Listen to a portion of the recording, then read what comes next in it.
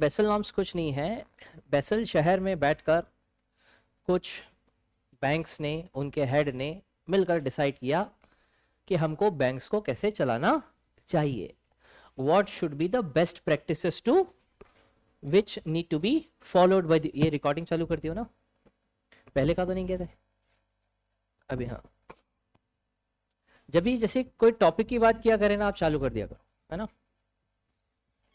क्योंकि एक बार हमने क्वेश्चन पूरा डिस्कस कर डाला और वो कौन था उस दिन, उन्होंने रिकॉर्डिंग ऑन नहीं किया, नहीं ये नहीं थे। चलो, तो बेसल नॉर्म्स क्या है? बेसल शहर में बैठकर कुछ बैंकिंग बॉडीज ने ये डिसाइड किया कि पूरी दुनिया में बैंक्स को what are the best practices that need to be followed to ensure healthy banking ecosystem, how banks should be regulated, how much capitals banks should keep in their reserves.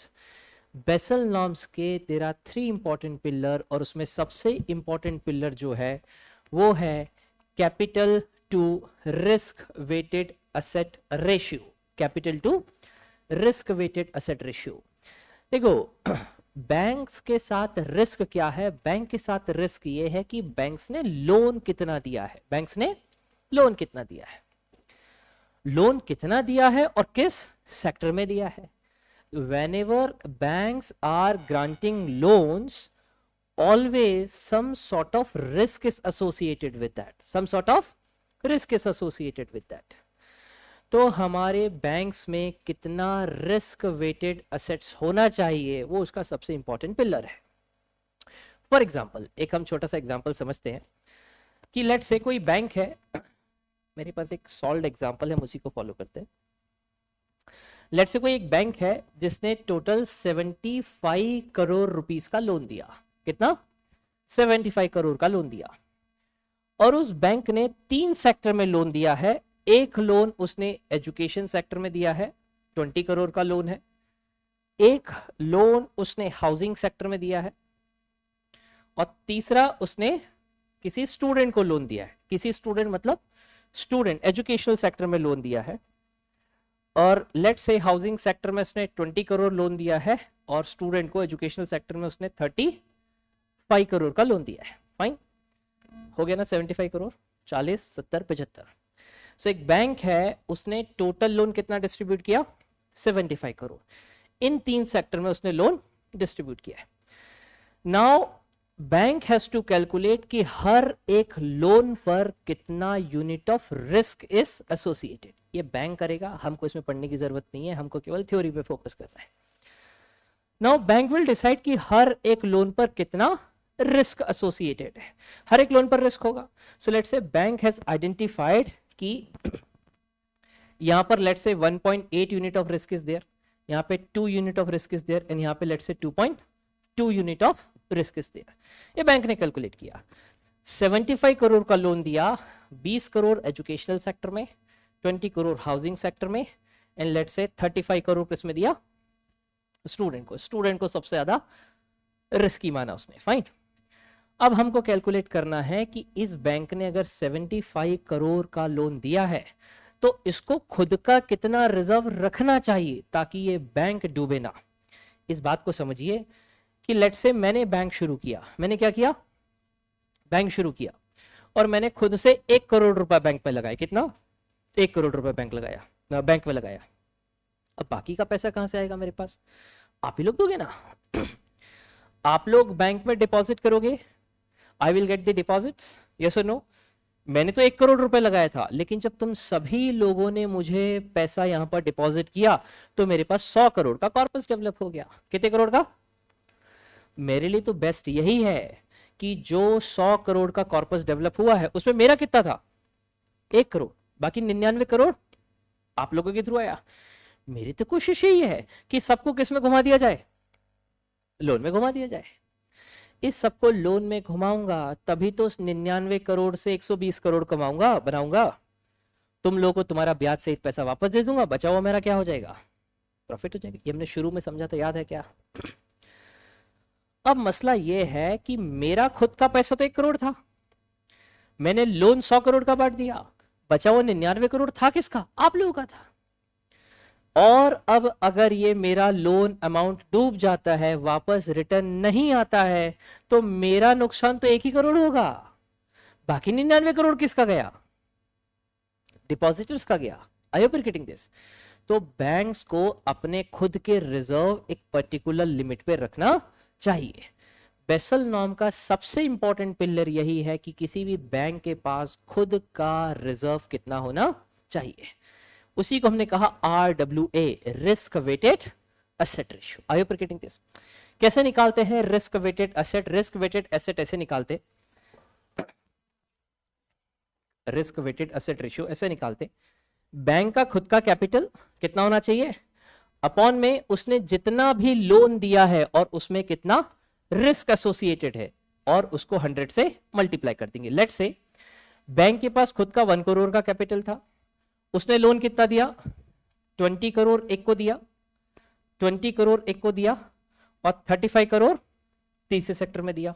यही हो रहा है ना? इस एजुकेशन में risk कितना माना?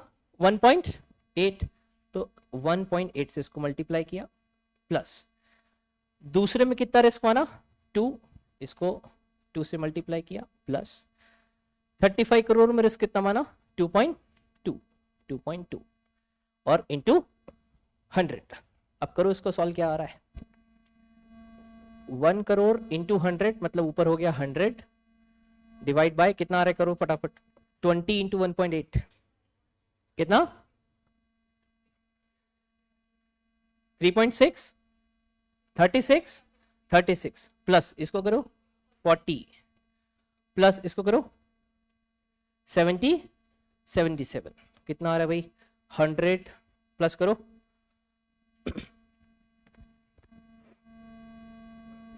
130, 153, solve करो कितना आ रहा है? 1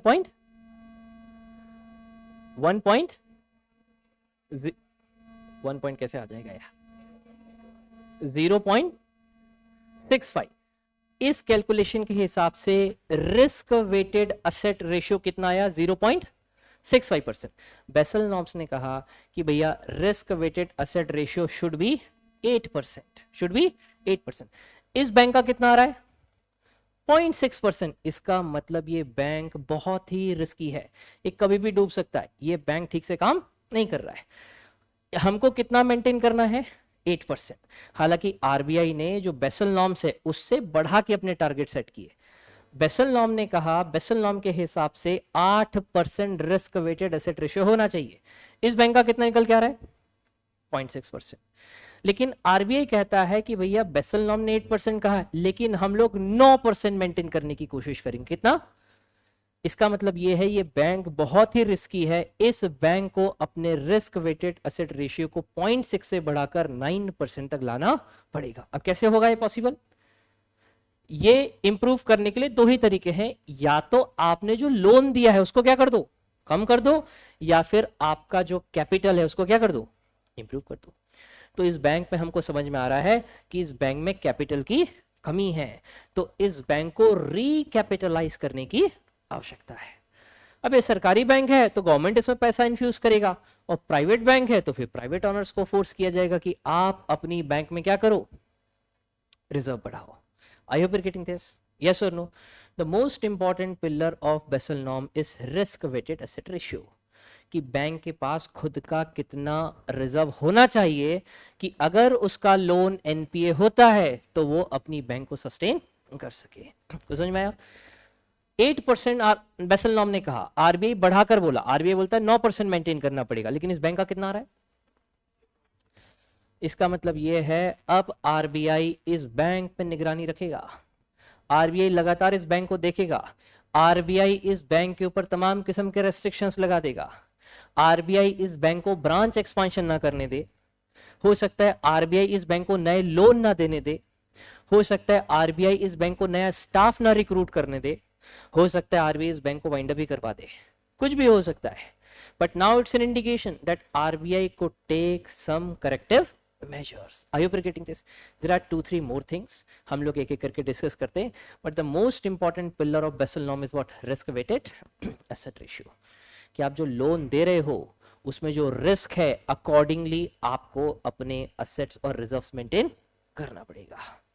कुछ बात समझ में आई क्या? श्योर। सो बेसल शहर है स्विट्जरलैंड में, वहां पर बैठकर ये सब बातें हुई। इस किस्म के अभी तक 3 नॉर्म्स इशू किए जा चुके हैं। अभी जो करंट नॉर्म है जिसपे पूरी दुनिया काम कर रही है वो बेसल नॉर्म 3, बेसल नॉर्म 3। सो बेसल नॉर्म्स का क्या है, वहां पर बैठकर उन लोगों ने तय किया, हमारी सेंट्रल बैंक के कुछ हेड्स वहां पर जाते हैं, पूरी दुनिया की सारी सेंट्रल बैंक नहीं, जो जो उस मीटिंग का पार्ट है वो लोग वहां पर बैठते हैं, तय करते हैं। बेसल नॉर्म्स का मतलब ये नहीं है कि बेसल नॉर्म ने कह दिया तो आपको वो इंप्लीमेंट करना ही करना है। इट्स एन इंडिकेशन कि अगर आप ये फॉलो करोगे तो आपका बैंक हेल्दी रहेगा। Now it's up to RBI कि हमको बेसल नॉर्म्स को इंप्लीमेंट करवाना है या नहीं करवाना है। लेकिन अगर एक बार आरबीआई ने फैसला कर लिया कि हमको बेसल नॉर्म्स को इंप्लीमेंट करना है, अब हमारे देश की सारी बैंक्स को ये गाइडलाइंस को फॉलो करना पड़ेगा। आई यू गेटिंग दिस? कोई दिक्कत यहाँ तक? कुछ बातें लिखते हैं फिर थोड़ा और समझ में आएगा। पहले ईमानदारी से बताइए, आप में से कितने लोग हैं जिनको कुछ समझ में आया? कितने लोग हैं कंफ्यूज्ड हैं? ओके, दोबारा नहीं पूछूंगा, पता चले कोई पूछ ही ले वापस। इतना बड़ा कैलकुलेशन फिर लिखो। लास्ट टाइम कौन सा देखते हैं आगे।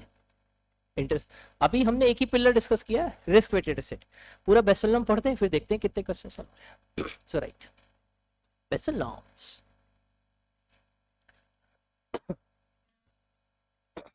Basel norms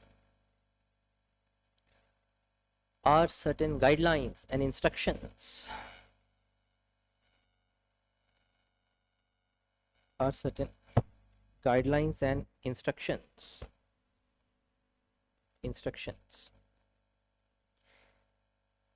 issued by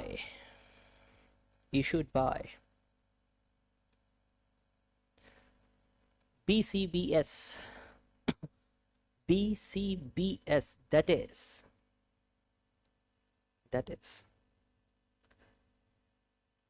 is Basel Committee,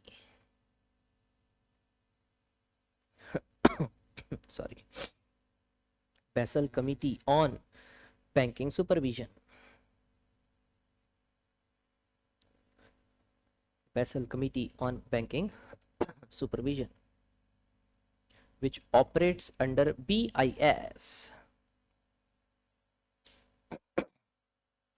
which operates under BIS। क्या हो रहा है यार, ये पहले भी हो रहा था क्या? तो मेरे साथ ही क्यों हो रहा है ये? थर्ड फ्लोर पे भी हो रहा था, उसका इससे कोई कनेक्शन नहीं है। थर्ड फ्लोर पे भी हो रहा था।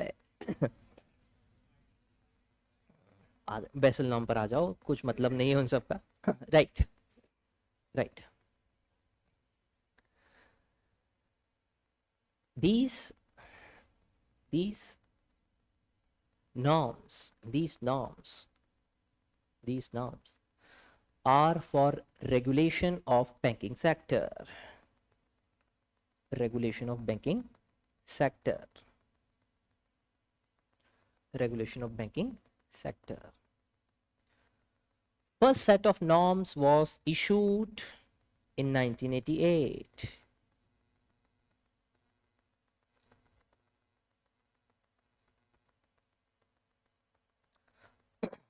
First set of norms were issued in 1988. Until now,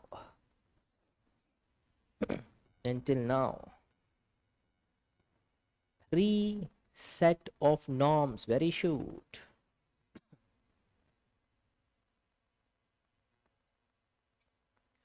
3 set of norms were issued. Presently,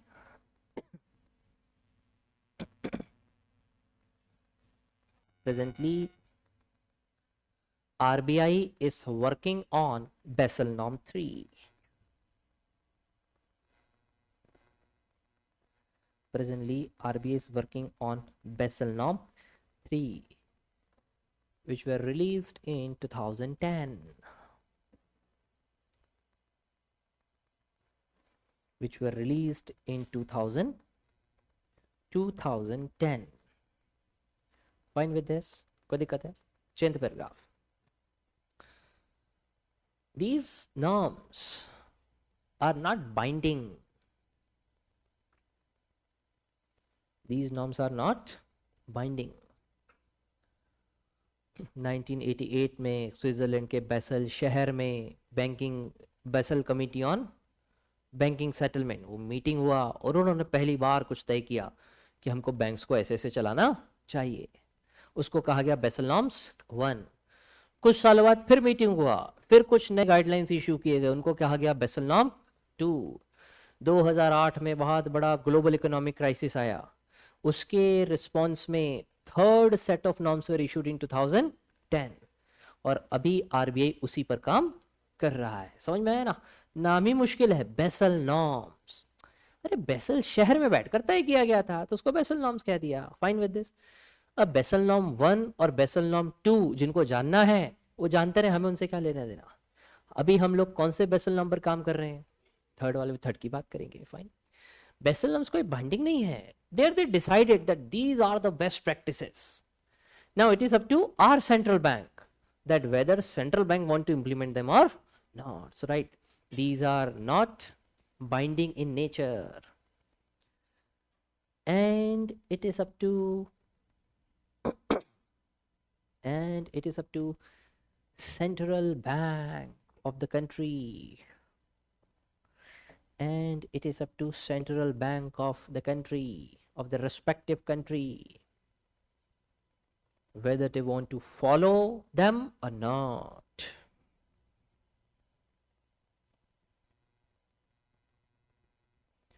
Whether they want to follow them or not. Fine with this? Change the paragraph. The major objectives.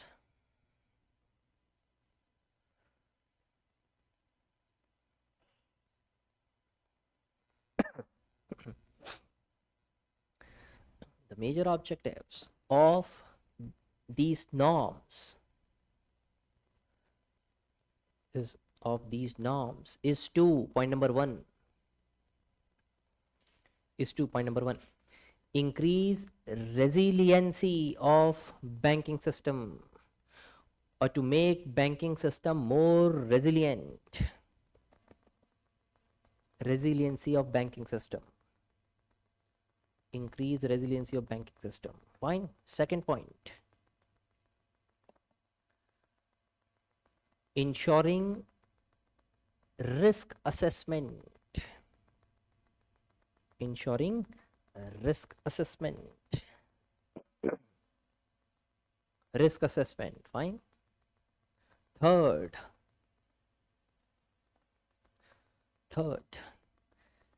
Enhancing transparency. Enhancing transparency in banking regulation. Transparency in banking regulation. Next, ensuring adequate supervision on banking system.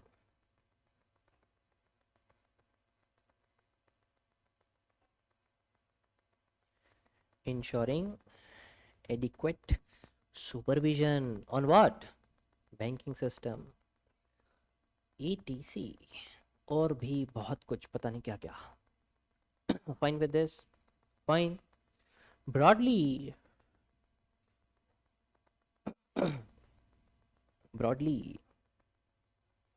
there are three pillars. Broadly, there are three pillars of Basel norms.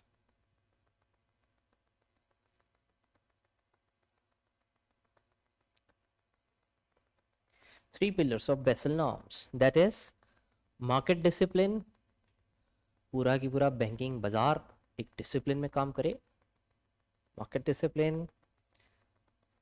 Second, supervisory review.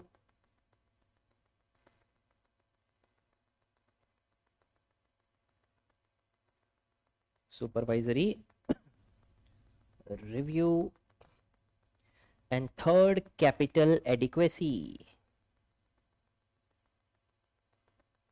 Capital adequacy. Capital adequacy, also known as capital adequacy ratio.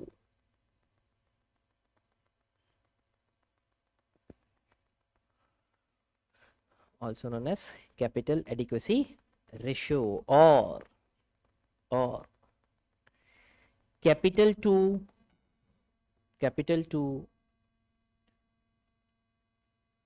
risk weighted asset ratio.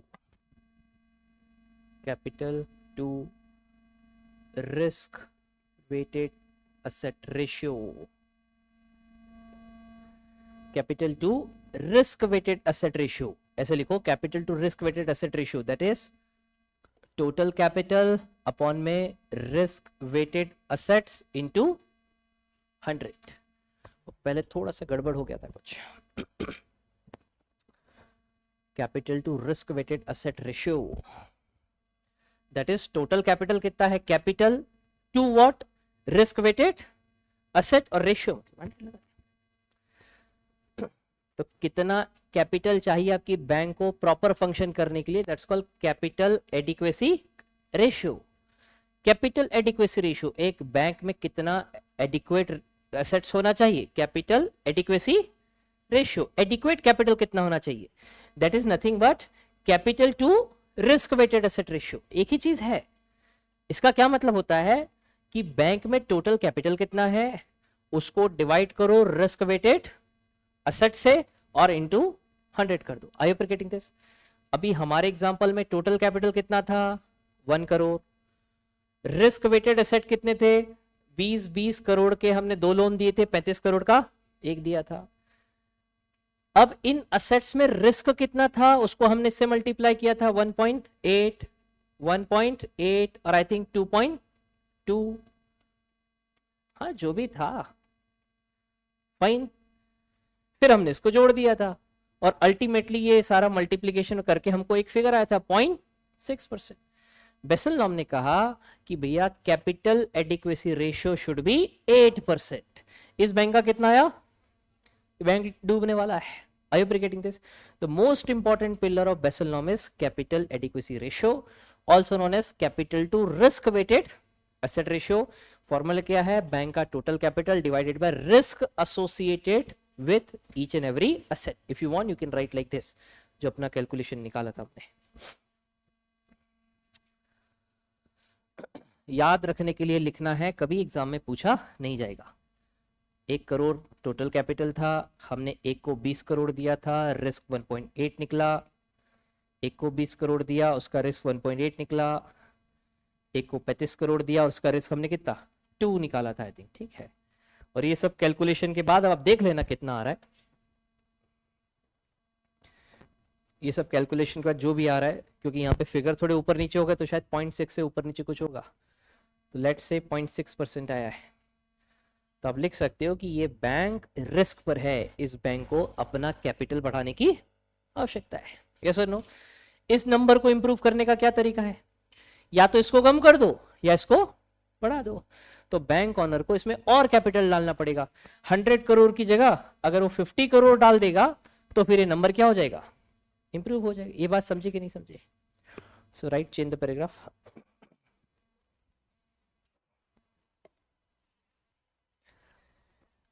As per Basel norms 3,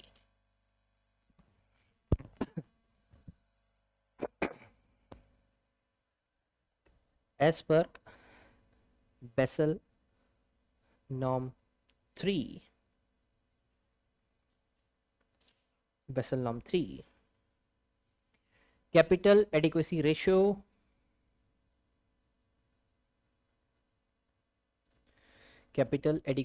should be 8%. Should be 8%. But RBI has set the limit of कितना 9%.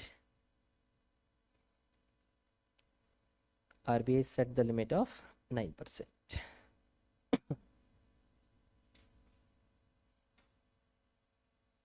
Fine with this, कोई दिक्कत है? Second point, as per Basel norm 3, as per Basel norm 3, common equity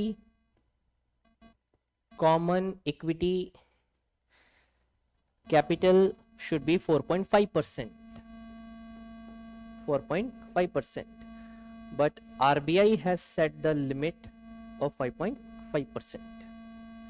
अरे यार क्या हो रहा है ये?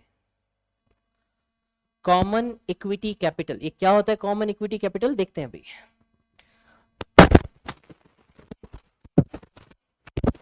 अरे common equity capital should be 4.5% as per Basel norm 3, but RBI बोलता है you have to maintain 5.5%, right? Next, as per Basel norm 3, tier 1 capital should be 6%, but RBI has set the limit of 7%. RBI has set the limit of 7%, 1% बढ़ाकर tier capital 1 या फिर tier 1 capital. Basal norm कहता है tier 1 capital should be 6%, RBI ने कितना बोला? 7% होना चाहिए। बेसल नॉर्म 3 ने कहा common equity capital should be 4.5%, RBI ने कितना बोला? 5.5% होना चाहिए। और टोटल कैपिटल जो उसको हमने पहले भी लिखा, कैपिटल एडिक्वेसी, इन्होंने कितना बोला? 8% होना चाहिए, बट आरबीआई ने कितना सेट किया? 9% होना चाहिए। फाइन विद दिस, आरबीआई ने 1% बढ़ाकर। अभी कंफ्यूजन हो रहा होगा ये common equity capital, tier 1 capital, ये सब क्या होता है ना? तो एक हेडिंग डालो कैपिटल, एक नया हेडिंग डालो कैपिटल। बैंक के पास किस किस्म की कैपिटल होती है? Capital. Now this capital could be divided into 2 part, tier 1 capital and tier 2 capital. लिखते जाओ साथ में। It include 2 things, tier 1 capital and tier 2 capital. See, tier 1 capital is known as core capital. What we call it? Core capital. And tier 2 capital is known as supplementary capital. Tier 1 is core, tier 2 is supplementary capital.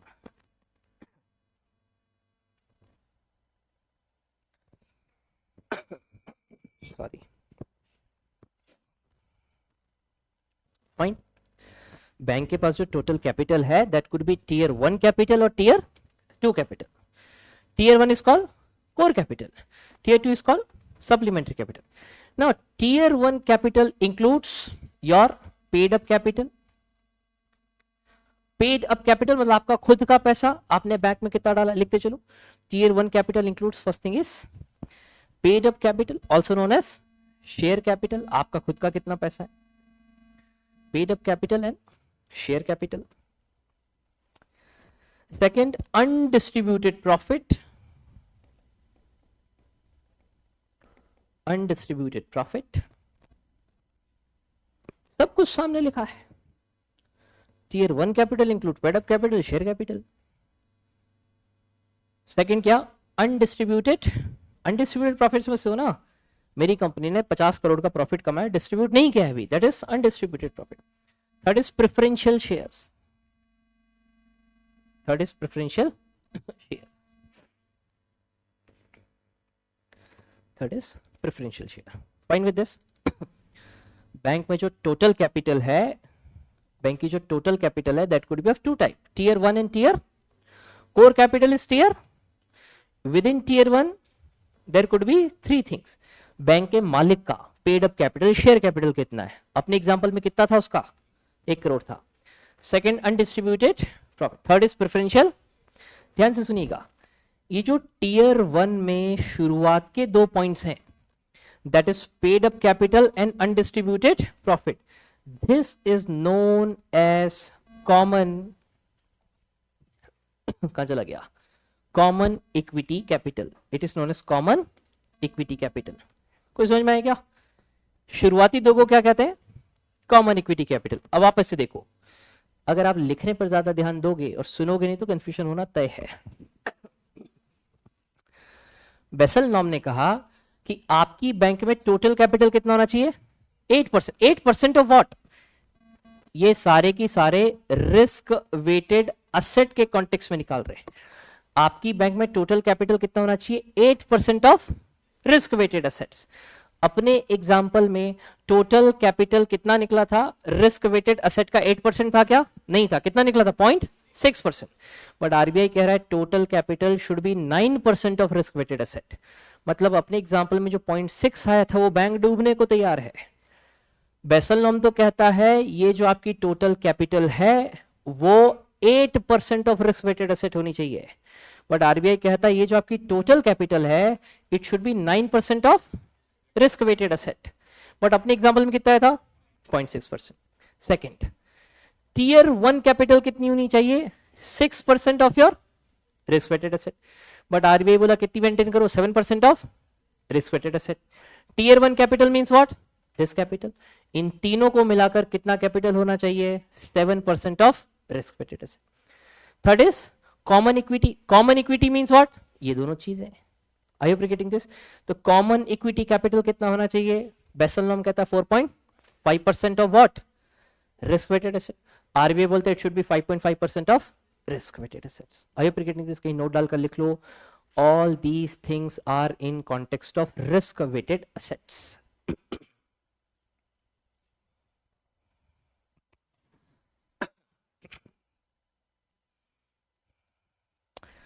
Risk weighted assets, fine. अच्छा, tier 2 में क्या क्या शामिल है? तो tier 2 के भी एक आध लिख लो। It includes undisclosed reserves,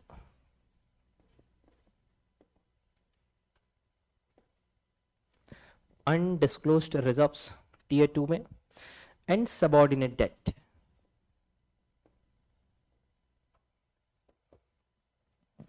and subordinate date.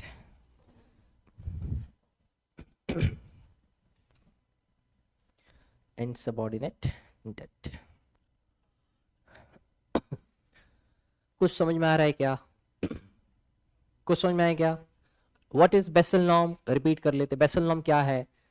Basal norm क्या है? स्विट्जरलैंड में खूबसूरत शहर है बेसल, वहां पर BIS का हेडक्वार्टर है। What is BIS?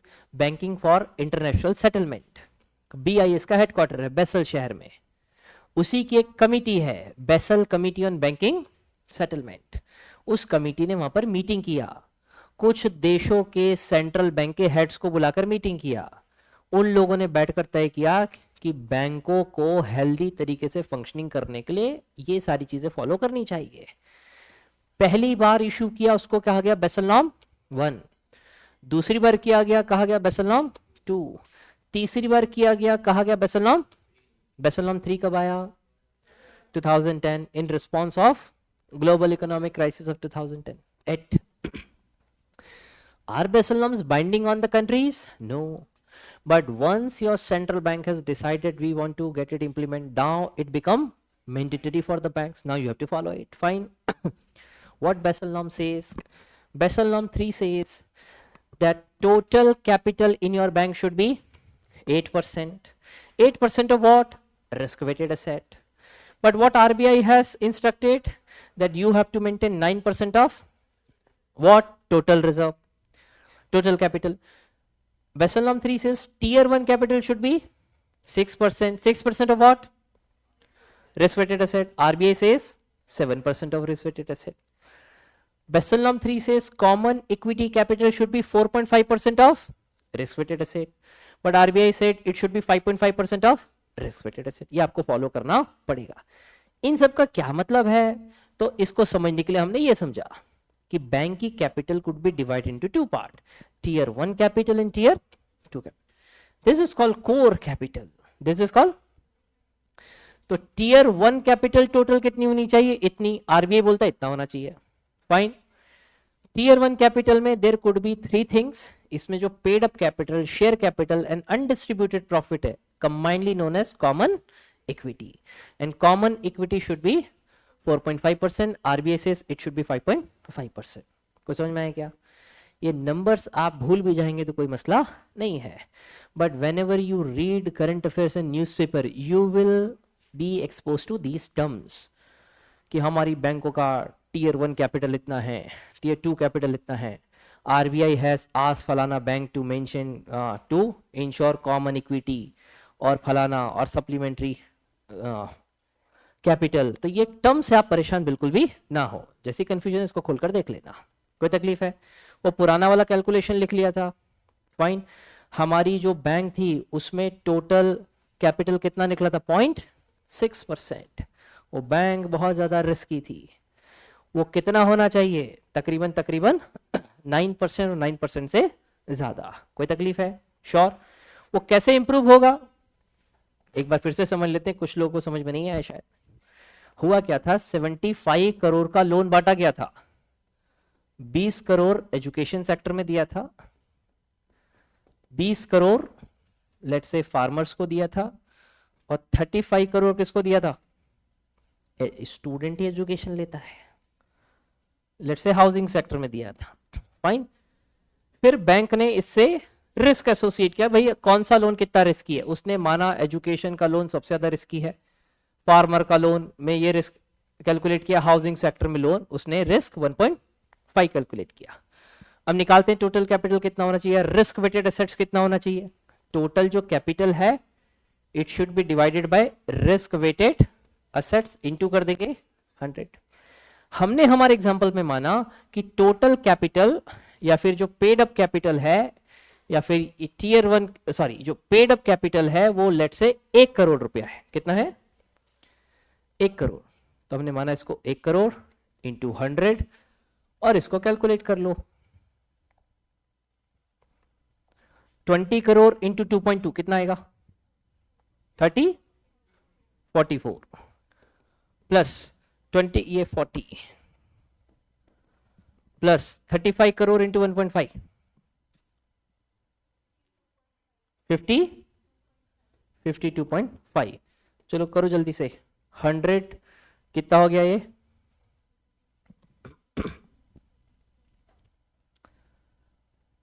अरे मोबाइल फोन से कर लो यार, क्या कर रहे हो।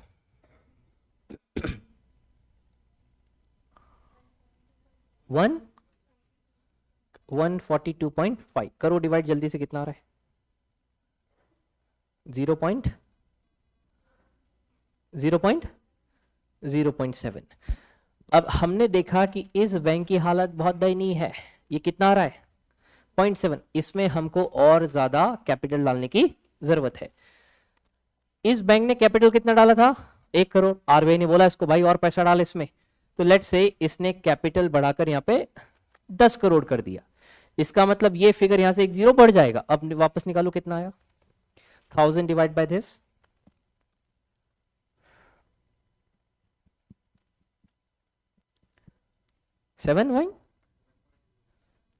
अब आ रहा है 7.01। अभी भी ये बैंक हेल्दी पोजीशन में नहीं आया। नाउ आरबीआई विल आस्क भाई और पैसा डाल इसमें। अब हो सकता है कि उसने लेट्स से 20 करोड़ इन्फ्यूज कर दिया, तो यहां पर क्या फिगर हो जाएगा, 2000 डिवाइड बाय 1/4। आप कैलकुलेशन करोगे तो 9% के क्रॉस निकल जाएगा। इतना आ रहा है। नाउ वी कैन अज्यूम कि ये बैंक हेल्दी फंक्शनिंग कर सकती है। कुछ समझ में आया क्या, बोलो। अभी भी आप कैलकुलेट ही कर रहे हो, इधर तो हमने बैंक को नैया पार कर दिए है। Comfortable? Okay, now change the paragraph, give new heading.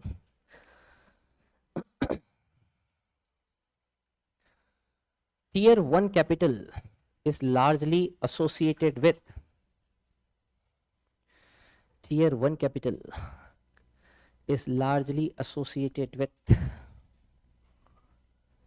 reducing the chances of bankruptcy.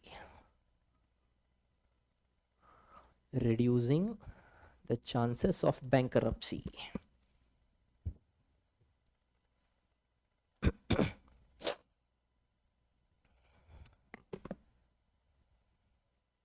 Fine with this? Now give new heading. Buffer capital.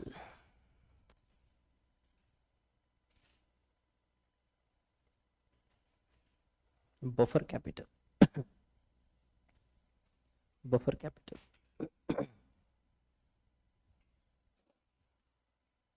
Buffer capital. Now write. it should be 2.5% of. It should be 2.5% of. किसमें होगा सोचो, सारे के सारे किसमें, risk weighted asset. It should be 2.5% of risk weighted asset. Risk weighted asset in form of common equity, in form of common equity tier 1 capital, in form of common equity tier 1 capital.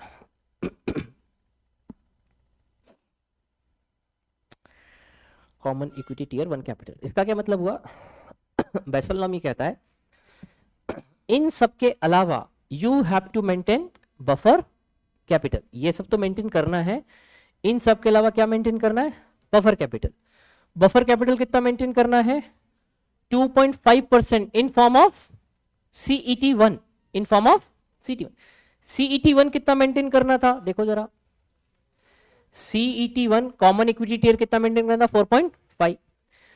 इस CET में आपको 2.5% extra add करना है, that is what? Buffer capital. तो अब buffer capital add कर लोगे तो कॉमन इक्विटी कितना मेंटेन करना पड़ेगा? 4.5 प्लस 2.5 मतलब कितना हो गया ये? 5, 6, 7, 7%. मतलब बफर कैपिटल शामिल करने के बाद आपका common equity tier 1 capital should be 7%. को समझ में आया क्या? फाइन. तो लिख लो after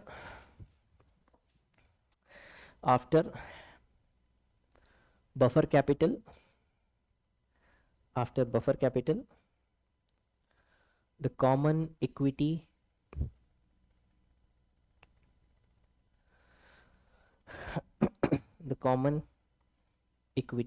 capital will be 7%. Confusion है तो लिख लेना, भूलने की जरूरत नहीं है. बफर कैपिटल कैसे मेंटेन करोगे? Buffer capital equal to common equity tier plus 2.5, मतलब 4.5 प्लस 2.5, इसका मतलब 7%. आरबीआई के मामले में कितना हो जाएगा? 7 से बढ़कर एक ज्यादा, कितना? 8%.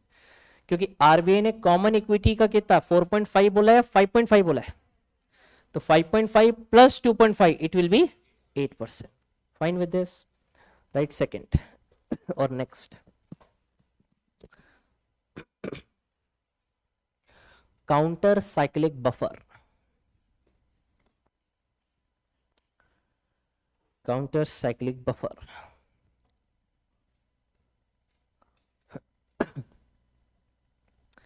under this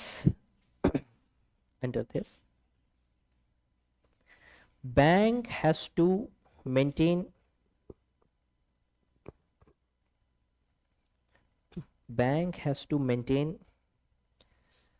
extra common equity tier 1 capital, common equity tier 1 capital during high credit growth, during high credit growth.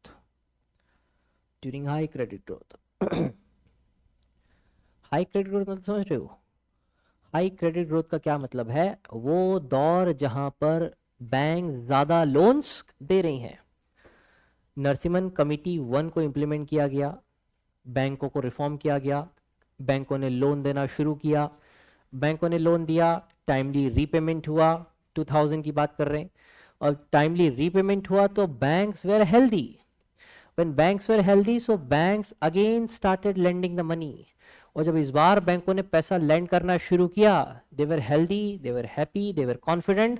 बैंकों ने अपनी हैसियत से ज़्यादा लोन दे दिया, और जब बैंकों ने अपनी हैसियत से ज़्यादा लोन दिया तो वो लोन रीपेमेंट नहीं हुआ, और जब लोन रीपेमेंट नहीं हुआ तो 2008 का जो ग्लोबल इकोनॉमिक क्राइसिस था उसमें एक बहुत बड़ा कारण ये भी रहा कि बैंकों ने तो लोन दिया बट लोन टाइमली रीपेमेंट नहीं हुआ. Loan means asset of the bank, and these assets converted into NPA, non-performing assets. Are you getting this? तो बेसल नॉर्म 3 ने ये कहा कि वो दौर जहां पर हाई क्रेडिट ग्रोथ हो, जहां पर banks are lending more money, उस समय में आपको कॉमन इक्विटी टीयर 1 कैपिटल में 2.5% एक्स्ट्रा मेंटेन करना पड़ेगा. कितना? 2.5% extra. That is known as counter cyclic buffer. तो लिख लो, it is to be maintained during high credit growth.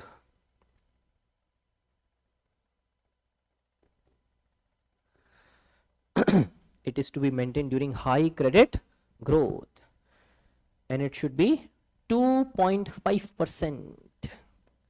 2.5% of what? Risk weighted assets. 2.5% of risk weighted asset, which is to be keep in form of,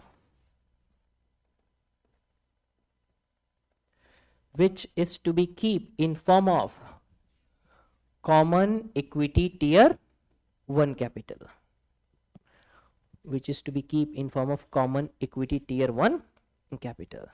Fine with this? कोई दिक्कत है?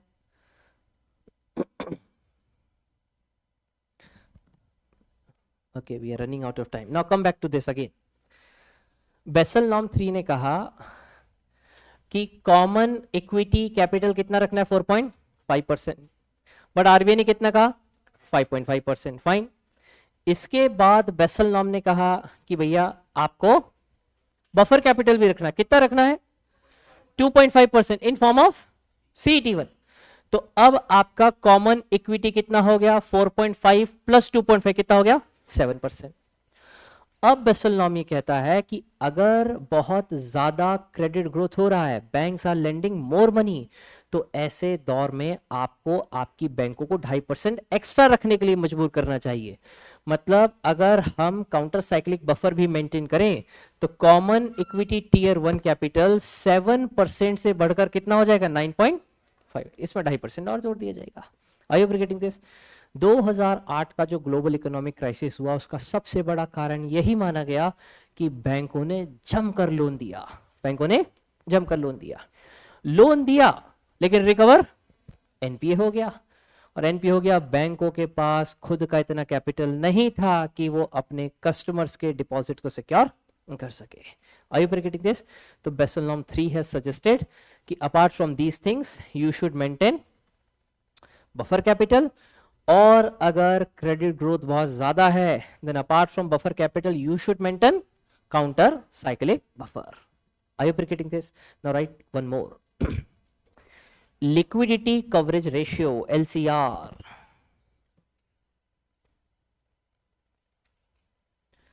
Liquidity coverage ratio LCR. LCR.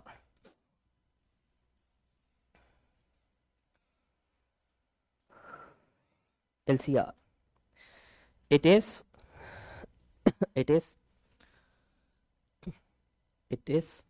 Liquidity coverage ratio का मतलब ऐसे समझो, liquidity coverage ratio कि आपकी bank में इतना लिक्विडिटी होना चाहिए कि कल को कोई ग्राहक आ जाए कि वो मेरा 25 करोड़ जमा है, फटाक से निकाल कर दे दो, तो इतना लिक्विडिटी होगी कि इसकी ग्राहक को वापस से पैसा पे कर सको.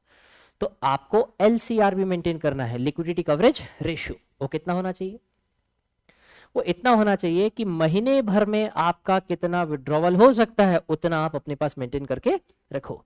आप खुद इमेजिन करो, मैंने बैंक का धंधा शुरू किया, तुम सब लोगों ने 1-1 रुपए जमा किया, मेरे पास 100 रुपए जमा हो गया.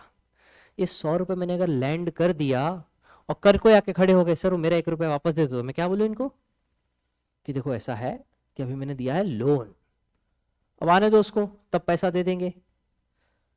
मेरा 2 महीने बाद आना, पता चले इनको लोन दिया था, ये उसका चाट कुल्फी खा गए, इन्होंने कह दिया सर धंधा नहीं चला, अब मैं इनको कहां से पैसा दूं. और अगर किसी देश में बैंकिंग सिस्टम से जनता का विश्वास उठ गया तो देश का बर्बाद होना तय है. Because these are the banks which are acting as a linking pin. They are converting one's saving into others investment. people are earning sufficient money, so they are saving in banks. When people are saving in the banks, then only we could take the loan. Yes or no? और जब तक हम loan नहीं लेंगे, उधारी नहीं लेंगे, देश कैसे चलेगा? उधार लेना बुरी बात, उधार लेना बुरी बात नहीं है. हाँ, उधार लिए हुए पैसे का आप कर क्या रहे हो, that is important thing. If you are taking the loan, then you should create some new assets. If you are taking loan to sustain yourself, now it's a problematic thing. Loan लेकर किताब ले लिया, समझ में आता है. Loan लेकर चाय पी लिया तो ये मामला गड़बड़ है. अगर चाय पीने के लिए लोन लेना पड़ रहा है तो आप तय कर लो कि या तो अपनी आमदनी बढ़ाओ या अपने खर्चे को क्या करो, कम करो. लोन लेकर आपने बाइक खरीद लिया, प्लॉट खरीद लिया, कहीं इन्वेस्टमेंट कर दिया, असेट क्रिएट कर लिया, that is healthy thing. Are you getting this? Sure. कल देखते हैं एलसीआर को. चलो, थैंक यू.